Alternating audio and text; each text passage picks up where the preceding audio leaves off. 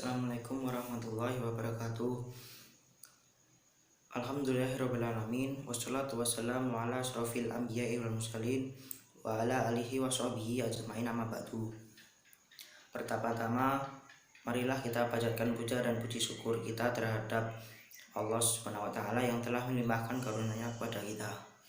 Yang kedua, selawat serta salam tak lupa kita curahkan junjungan kita kepada Nabi Agung Muhammad Sallallahu Alaihi Wasallam yang kita tunggu syafaatnya di yaumul akhir kelak nanti. Amin ya rabbal alamin.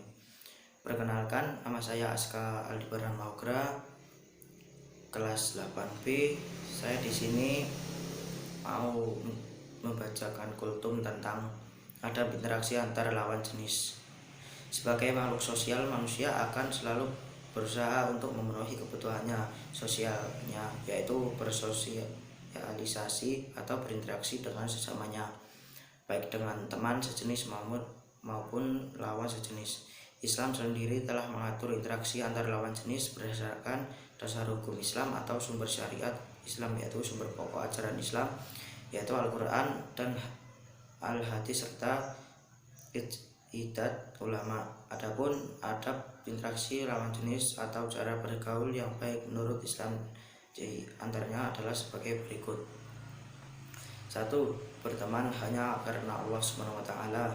Pergaulan dalam Islam termasuk interaksi antar lawan jenis harus didasarkan atas pandangan hanya karena Allah Subhanahu wa taala.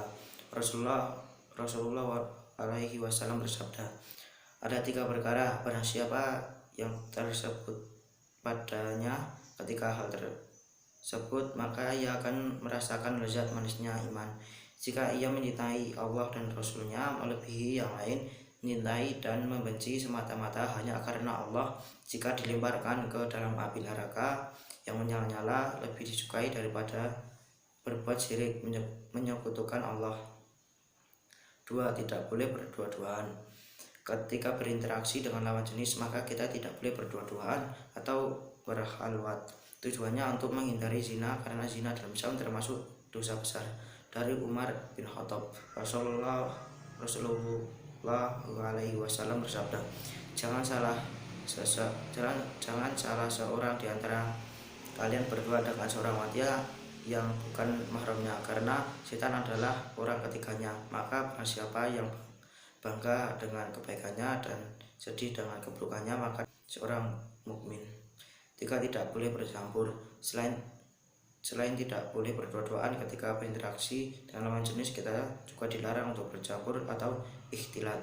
Tujuannya pun sama, untuk menghindari zina. Allah SWT berfirman dalam surat Al-Isra ayat 32 yang artinya, dan jangan kamu mendekati zina, sesungguhnya zina itu adalah suatu perbuatan yang keji dan suatu jalan yang buruk. Surat Al-Isra ayat 32. 4. Menutup aurat.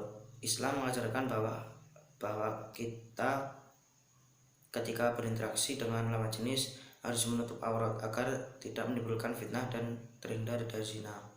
Batas aurat laki-laki dalam Islam berada dengan batas aurat perempuan. Batas aurat laki-laki dari pusar hingga lutut, sedangkan aurat perempuan adalah seluruh tubuh kecuali muka dan telapak tangan. Allah SWT berfirman dalam surat Al-Ahzab ayat 59 yang artinya, hai Nabi, katakanlah kepada istrimu, anak perempuan dan istri orang mukmin, hendaklah mereka mengulurkan jilbabnya ke seluruh tubuh. Yang demikian itu supaya mereka lebih mudah untuk dikenal, karena itu mereka tidak diganggu, dan Allah adalah Maha Pengampun lagi Maha Penyayang.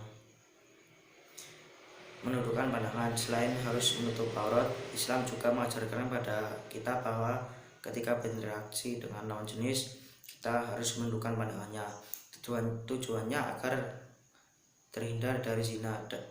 Dari Abu Hurairah radhiyallahu anhu, sallallahu alaihi wasallam bersabda, telah ditentukan bagi anak Adam manusia bagian zinanya, di mana ia pasti mengerjakannya. Zina kedua mata adalah melihat zina, ketiga telinga adalah mendengar zina, lisan adalah berbicara zina, tangan adalah memukul zina, kaki adalah berjalan serta zina hati adalah bernafsu dan berangan yang semuanya dibuktikan atau tidak dibuktikan oleh kemaluan. 6. Menjaga kemaluan. Adab lainnya ketika berinteraksi dengan lawan jenis adalah menjaga kemaluan. Hal ini sangat penting karena pergaulan antara laki-laki dan perempuan saat ini begitu bebas. Kehadiran teknologi seperti internet yang memberikan mudah untuk mengakses hal yang berbau pornografi turut mengaruhi pola pergaulan masa kini. Untuk itu, sebisa mungkin kita tidak mengakses hal-hal yang demikian.